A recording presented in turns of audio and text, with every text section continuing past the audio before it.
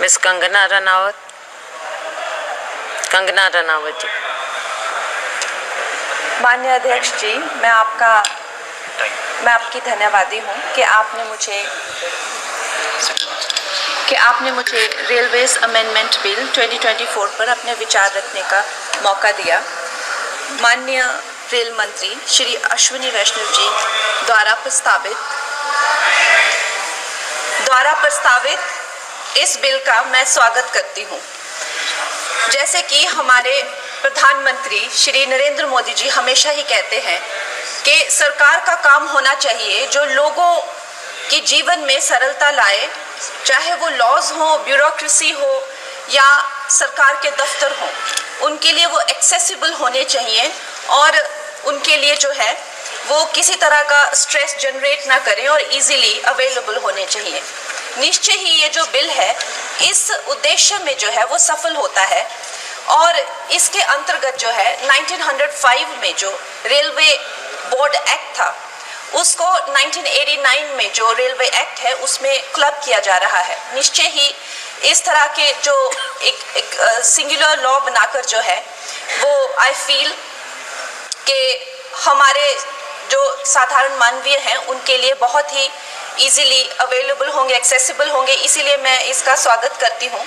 और another very important government body railway board, जिसको directly जो कॉर्पोरेट्स के जो हर्डल्स होते हैं, जिसको हमारे प्रधानमंत्री जी हमेशा कहते हैं कि दफ्तरों के चक्कर लगाने या लोगों को एक डेस्क से दूसरे डेस्क भेजना, आई थिंक इससे भी उनको जो है वो छुटकारा मिलता है। ये डायरेक्टली जो है सेंटर के अंडर जो है रेलवे बोर्ड को लिया जा रहा है, इसका भी मैं पूरा स्वागत करती हूँ। और उसके साथ ही वंदे भारत की जो हमारी जो ट्रेन्स हैं वो हमारे लिए आत्मनिर्भर भारत, आधुनिकीकरण का एक बहुत बड़ा, एक प्रभावशाली उदाहरण, एक चिन्ह बनकर आई है सामने। और जब 68 वंदे भारत जो है भारत को दी गई थी तो उसमें से एक वंदे भारत हमारे हिमाचल जैसे छोटे से प्रदेश को भी दी गई थी, ऊना शहर में। उसके साथ ही मैं जानती हूँ कि हिमाचल बहुत ही एक दुर्गम क्षेत्र है, मगर जिस तरह से हमारी सरकार भारतीय जनता पार्टी जम्मू कश्मीर हो गया या और पहाड़ी इलाके हो गए, उनमें जो है इतने ज़्यादा रेल प्रोजेक्ट्स जो है वो लॉन्च कर रहे हैं, उसी के साथ भी हमें भी हिमाचल के लिए बहुत ज़्यादा जो है वो सर्वेज हो रहे हैं, रेल का बजट मिला है। शिमला हो गया या धर्मशाला, कांगड़ा और बैजनाथ हो गया, ऐसे ना जाने बहुत सारी जगहों पे, हमीरपुर जैसी जगहों पर जो है बहुत सारे प्रोजेक्ट्स आ रहे हैं। लेकिन मैं माननीय मंत्री जी का ध्यान मैं मंडी क्षेत्र की तरफ लाना चाहूँगी। एक्चुअली मंडी क्षेत्र 60 to 70% ऑफ जो हिमाचल का जियोग्राफिक एरिया है वो मंडी क्षेत्र में ही आता है और हमारा जो क्षेत्र है उसमें अभी तक इस तरह का ना कोई सर्वे हुआ है, ना सुविधा है।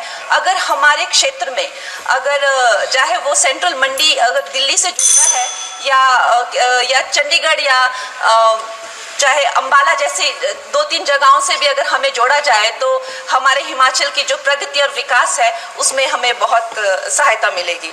और उसके साथ ही मैं बहुत बहुत बधाई देती हूँ हमारे मंत्री जी को for 2024 railway amendment bill. Thank you.